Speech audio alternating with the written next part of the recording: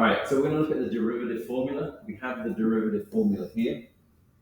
Looks a bit complicated, but it's really straightforward and simple. I'm going to show you how to do it here for this one. So to find the derivative of y, we use y prime. That means the derivative. We take this number here at the top, and we multiply it by the coefficient at the front. So 2 times 3, what's that? 6. We then take this exponent a second time, and we subtract 1. So 3 minus 1. This is the derivative of that function. That is the main goal for today's lesson, is to practice that formula. There's an AISL homework for you. Have a go now for B. Have a go now for B. Write down what the derivative is. I'll come around with the red pen of shame, for those that get it wrong. And the pink pen of success, for those that get it right. Which pen will be? Pink pen of success or the red pen of shame? Wait, so Well, let's see. I times Actually, the judge. I times The exponent, the exponent with the coefficient. the coefficient, and then I make the coefficient the exponent. No, you then subtract 1 from the exponent. You see it here. So the exponent is the exponent is n, the coefficient is a. So you multiply the coefficient by the exponent, a times n, and up here you put n minus 1. That formula is in the formula book. We do it so often you don't need it. For B, for the second term, do we also multiply 8? Do the same, repeat twice. Turn by turn.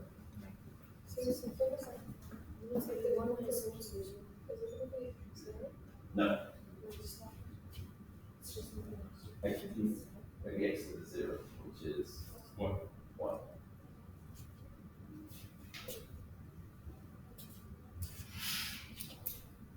So we're just going to be 8. What if there's no exponent? Just multiply by 1.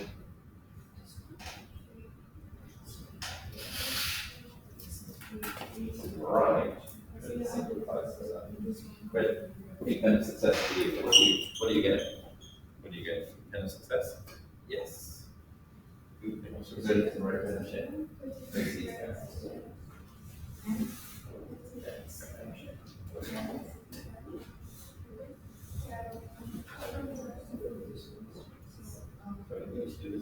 I'm doing one question at a time. Yeah, I was just Oh, okay. Our regular value is also multiplied by. Okay, so let's look at the answer here on this one.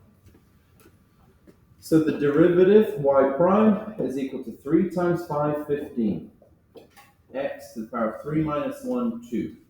This one is minus 8 times 1, and then x to the 0. But that simplifies. 15x squared minus 8. One of the rules to remember,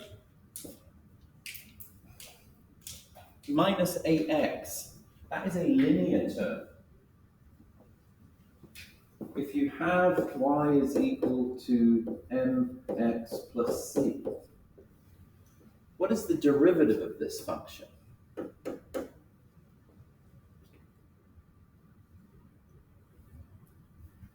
What does the derivative tell us? The most important thing to know about the derivative is the gradient function. It is a function that will tell us the gradient at any point on the curve. It tells us n. What is the gradient of a linear function? What is the gradient of a linear function? Mx plus c. What is the gradient? N. Let's go back to the question we looked at earlier. What's the gradient of this function? 2. So the derivative of this function is what? So the derivative of this one, y prime equals 2. A linear factor, the derivative of a linear factor is the coefficient of the x term. What happens to the c term? It disappears. It's nothing to do with the gradient. It's nothing to do with the gradient. So the things to remember with a linear factor, like this one, 8x minus 8x, The derivative of minus 8x is minus 8, because that's the gradient of that term. With this next one, c, that 7 is just going to disappear, because it's nothing to do with the gradient. So here for this one, I'm going to use the other notation. We can say dy dx to mean derivative. This is 2x. So we saw here that this was x to the 0, which just disappears. So that x to the 0 could be there, couldn't it? And when you multiply 0 with 7, what do you get? 0. So you get a 0, x to the minus 1, but the 0 makes it all cancel out. That's because it all clicks, all connects. That's because if I have the function y equals 7, It's not 2x. it's simply just 2x. Just 2x. Just 2x.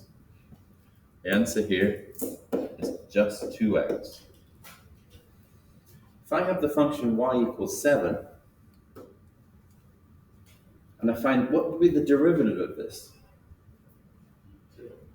The derivative of this would be 0. Why? Well, if I draw a graph of the line y equals 7, the derivative tells us how the y value changes as the x value changes. Does the y value change for a horizontal line? What is the gradient of a horizontal line? What is the derivative of a horizontal line? So constant terms at the end of a function are terms like this. They have no derivative. It's 0 for them. Okay, let's try this last one. This one's a little bit trickier. I'm going to do this one for you. So the derivative. All right, no, I'll give you a minute. Have a go at that one.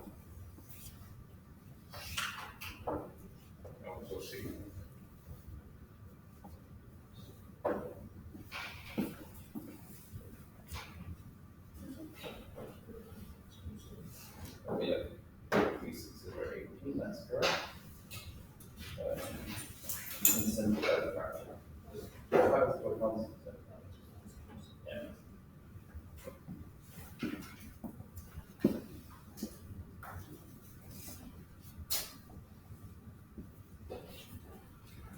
Okay, so here for this one, we do 3 times 6, that's 18x. We do 6 minus 1, 18x to the 5 over 5. For the second one, It's going to be 2x over 2. 2x over 2, And c disappears. and c disappears. You should then simplify fractions. Can 18 be divided by 5? No, sure. No. We get 18x to the 5 over 5. Can 2 be divided by 2? We get minus x. Okay, a little bit trickier now.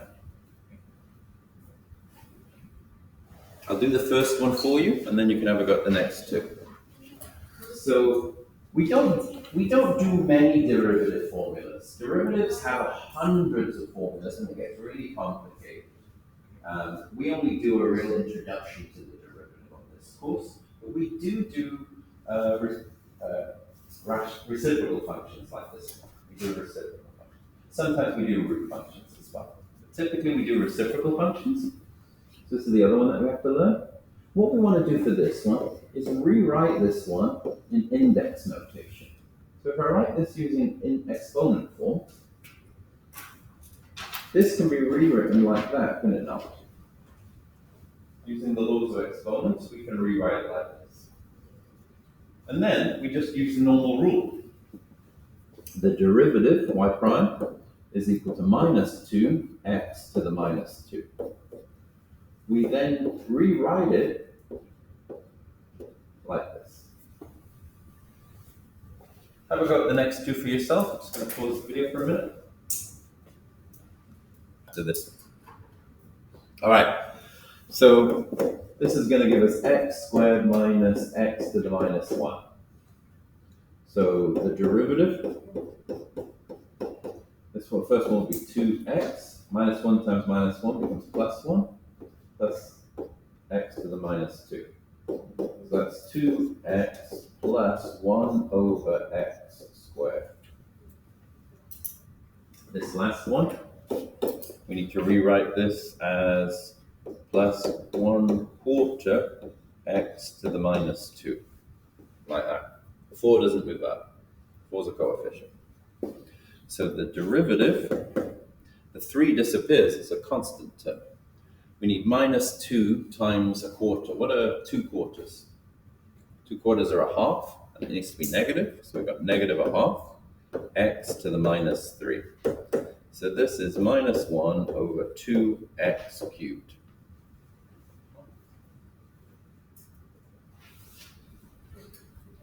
All right, I'm going to do one more question.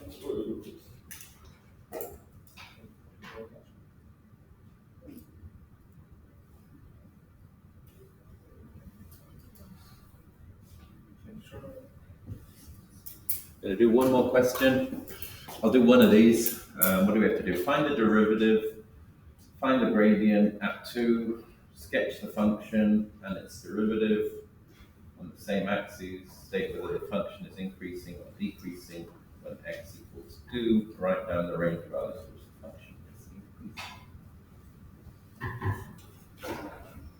So for 3 and 5.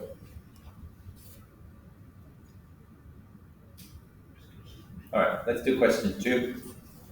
Let's do question 2. We've got y is equal to 5x cubed. Find the derivative. Y prime is equal to 15x squared. Find the gradient of the tangent at the point where x equals 2. So this means we need to find the value of the derivative when x equals 2. That's 15 bracket 2 squared. 2 squared is 4, that's 60.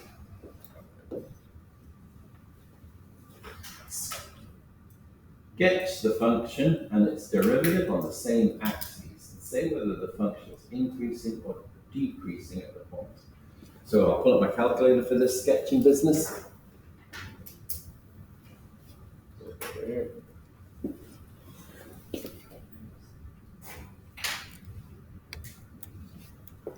All right, so we need to add a graph. I've got a graph here.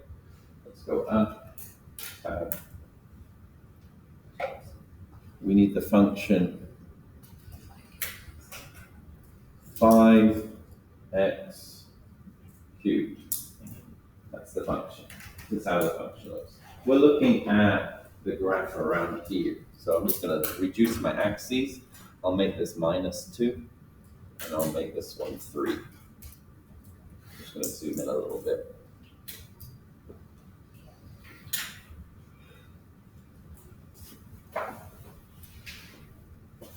Two is over here, so we need to make this one a bit taller.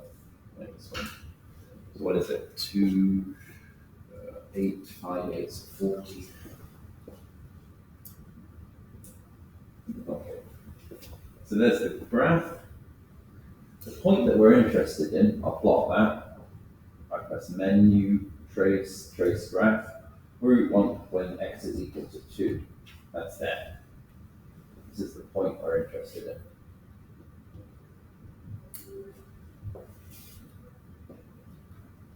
Get that out of the way a little bit. Get this one out of the way. That's the point we're interested in. Is the graph rising or falling at this point? Rising. We can see that, can't we? Yep. We can see that. That's because how do you know when a graph is rising and when a graph is falling? What you're doing, is this graph rising for all values?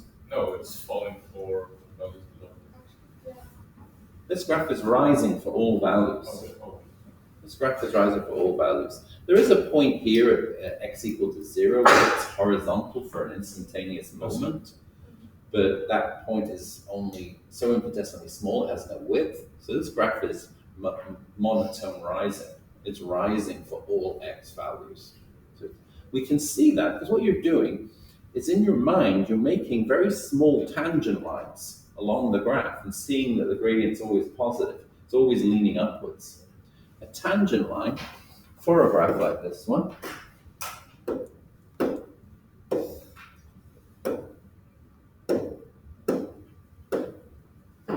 So our graph looks like this. This is how our function looks. And a tangent line is a small straight line at this point that touches the curve just once. It's probably easier if I draw it by hand. So we have a small line here at 2,40, which looks like that. It rises. And you can see that it's rising upwards. This is called the tangent line. It will touch the curve just at one point. We can draw the tangent line. We can draw the tangent line if we wish on the calculator. So I'm going to draw the tangent line here. That is menu, geometry, points and lines, tangent at 8, and we want the tangent when x equals 2. Right click here, there, at that point. There is the tangent line, minus 60, sorry, y equals 60x. Let me just press escape here. This is the tangent line there at that point. Y equals 60x minus 80. What's the gradient of this tangent? What's the gradient of this tangent? What's the value of the derivative at this point?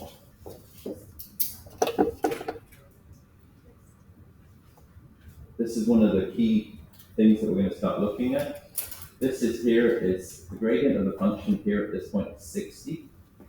You can see the tangent line drawn there. The gradient of the tangent line is 60. Let's draw the derivative. Let's draw the derivative. So the derivative function is 15x squared. The derivative looks like this. Notice that the derivative is positive for all values apart from here at the origin where it's equal to 0. Notice that the derivative is positive. That means the blue line is rising. Whenever the derivative is positive, the blue line is rising. Whenever the derivative is negative down here, the blue line is going down. This is the relationship that we're going to build between these two functions. So the derivative function, the derivative is called the derivative function, the derived function. It explains to us what the gradient of the original function is at any point. So y prime tells us the gradient of the original function y at any point. So here at this point, the value of this function should be 60, it's up here. So if I just go up to a bit higher, like this one, we can trace the graph. Hopefully, 2.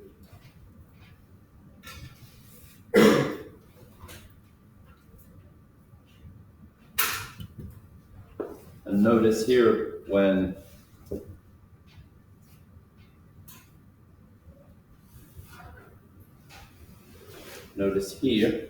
when x equals 2, the derivative has the value of 60 because this tangent line has the value of 60. So our derivative curve looks like this. What is the range of values for which the function is increasing? It's increasing for all x apart from 0. So it's rising for all x except x equal to 0. So we could write that as x is not equal to 0. That's because it's positive for all values. Okay. Finish that for today. So the homework, your homework for today is exercise 12A, and there's an AISL exercise as well. IXL, you can click on fashion. If you want to check if you have access to IXL, I've added you in. If you don't have your code, I've got it for you. We're finished there.